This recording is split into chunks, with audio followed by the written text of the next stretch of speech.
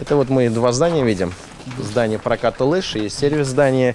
Всего в этих двух зданиях находится 22 вакс-кабины. Прямо на входе все, что нужно биатлонистам для гонок. Здесь они будут готовить лыжи. Здесь могут переодеваться, готовиться к стартам и сервис, установка для подготовки лыж с вытяжкой, системой вытяжки, который позволит в свежем воздухе держать здесь внутри помещения. Все мы, как понимаем, новое. Все новое, да, абсолютно все новое. А здесь за биатлонистами и их результатами будут следить судьи и комментаторы. Комплекс снабжен автоматизированной системой хронометража, поэтому вся информация у нас поступает именно сюда. Комплекс оснащен по последнему слову техники, но пока здесь не хватает инвентаря. Как объясняют, пока он на складе. Это связано с процессом передачи. На сегодняшний день этот объект спорта сдан.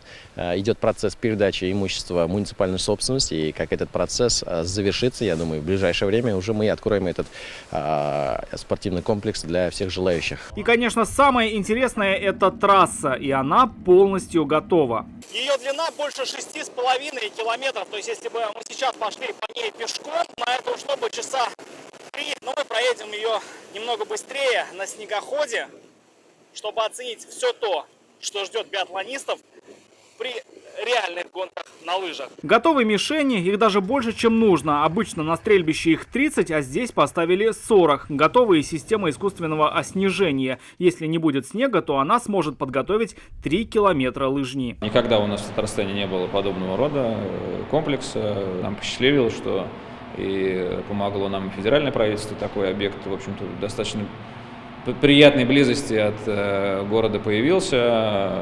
Полностью он соответствует всем требованиям Федерации лыжных гонок, Федерации биатлона, Союза биатлонистов, вернее, России.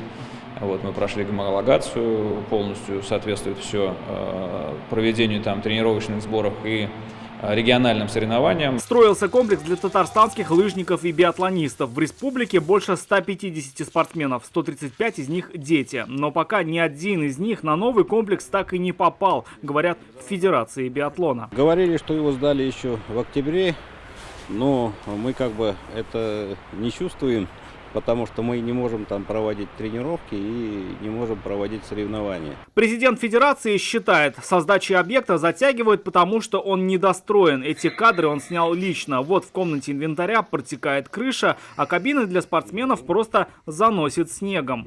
И объект сегодня полностью практически готовый, но бездействует.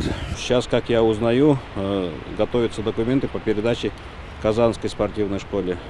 Но это, конечно, очень сильно затруднит нашу работу, потому что здесь закуплен инвентарь, оружие, винтовки, тренажеры, и они сегодня недоступны, и в будущем они тоже будут доступны только воспитанникам этой конкретной спортивной школы. Как заявили в исполкоме, комплекс будет доступен всем. Никакой такой угрозы нет, мы открыты будем для всех, и в том числе профессиональных спортсменов с других районов нашей республики. По словам Альберта Салихова, процесс передачи должен завершиться уже на этой неделе. Значит, уже на следующий комплекс откроется для всех желающих.